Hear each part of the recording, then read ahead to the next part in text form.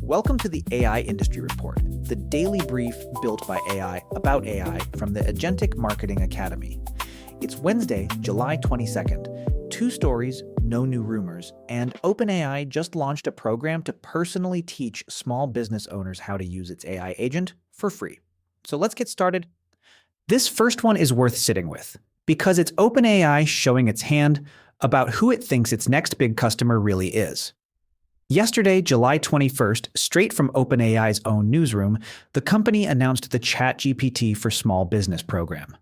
And this isn't a landing page with a discount code bolted on. It's real infrastructure, free virtual training webinars walking through ChatGPT Work for accounting, marketing, and e-commerce. In-person AI academies happening across the US. New guides you can upload directly into a chat to start a workflow. And new partnerships with Dropbox, Shopify, Intuit, Slack, Atlassian, and Wix, all built around how a small business actually operates day to day. Everything routes through ChatGPT Work. The agent OpenAI launched a couple weeks back, running on GPT 5.6, and it's available to businesses of any size on every subscription plan now, not locked behind an enterprise tier. Think sending a rambling voice note and getting back a clean Slack update across 5 channels. Or handing it your current inventory and asking for new product ideas. Look, OpenAI doesn't build a whole curriculum by accident. When the company that makes ChatGPT invests in personally teaching independent owners how to use it, that tells you exactly where they think the growth is.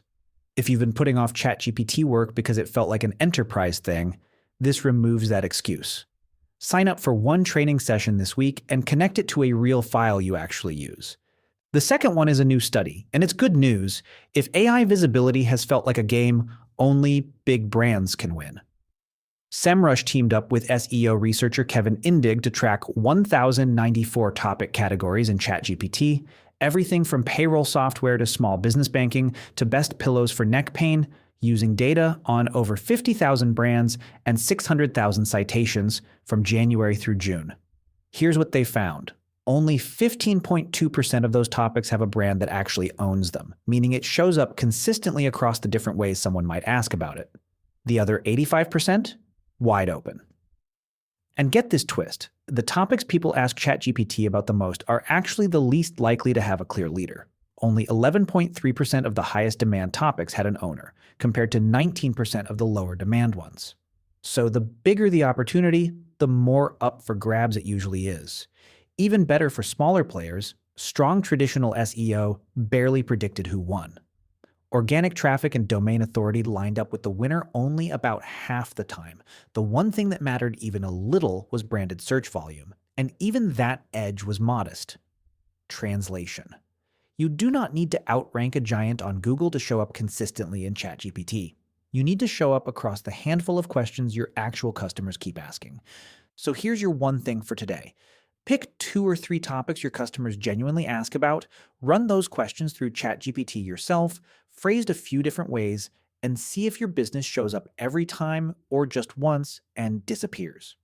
That gap is exactly where 85% of the opportunity is sitting right now. That's today's report. Transcript and every source linked at aiindustryreport.com. If you want your business to be the one AI recommends, the free checklist at thelevelingwindow.com is where everybody starts. And full transparency, because we practice what we teach. This show is researched, written, and voiced by AI, built by our founder. We teach businesses what AI can do. This show is the proof. As always, thank you for listening.